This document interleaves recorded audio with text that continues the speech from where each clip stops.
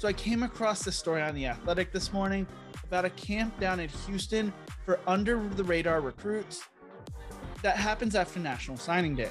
One of the reasons for this camp is whether these players were too small or too slow. They get this opportunity to get in front of D2 NAIA schools and D3 schools because those signing periods start February 2nd and go through August.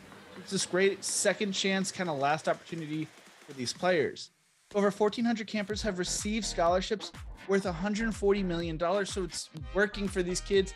This camp started back in 2009. One of the best things about it is it's free, but you need to meet a 2.5 GPA, as well as the important SAT and ACT scores, because you don't take opportunities away from players who really need this opportunity, that have the grades, the test scores to make it for these coaches. After the camp goes down, it turns into a college football kind of job search type of way, where there's booths set up for all these schools. A lot of these players end up getting scholarship offers right on the spot, and it creates this opportunity.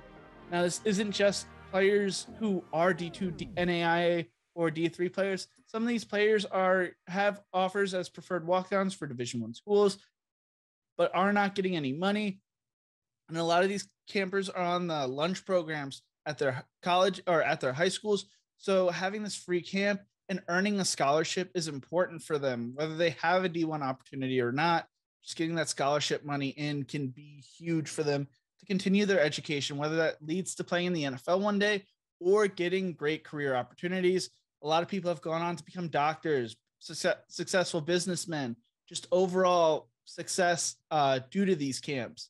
And former campers who went through this camp are now coming back to be counselors. So it's an awesome thing. It's a mix of Houston area coaches along with some NFL alumni. And one of the cool things about it is this has led to multiple states and multiple areas in Texas launching their own camps to help out these campers. It's an awesome thing. It's one of those things where just because a player is trying to play college football doesn't mean they're guaranteed for an NFL spot. It's college in general. So it's just awesome to be reminded of getting people free education down the road. Andrew, what's your opinion on this whole thing? I think it's great. It does keep in mind the spirit of like what they're going for at the end of the day, which is going to college, which is something a lot of times gets pushed to the wayside when athletics enter the situation. So that's great to hear that they are putting a focus on that. And it's just great to be able to like get that second chance in general. Not everybody is this player, but there are the Isaiah Thomases of the world who don't get drafted until the last pick of the NBA draft, but then all of a sudden is the starter for the Sacramento Kings that year and turns into a future all-star.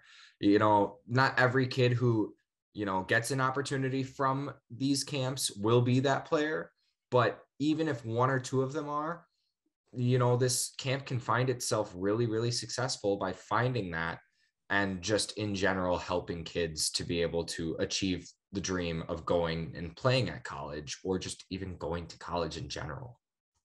And one other thing is some of these times that we've seen a trickle-down effect, whether that's due to the ongoing pandemic, the transfer portal, or other things going on in college football. Players that might have been FCS products are now becoming D2 products. D2 players are becoming NAIA or D3 prospects.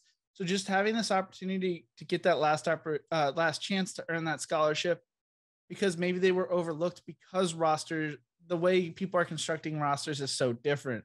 So that's one of the positive stories I want to share on the podcast today. As much as I'm for the transfer portal, it's unfortunate that high school seniors are being the ones affected by this, especially when you add on what is going on in the world and some of these players losing their junior seasons, not having the full film, and the junior season is viewed as one of the most important seasons for recruitment. And maybe these guys were late bloomers. Just to get that opportunity is just an amazing thing.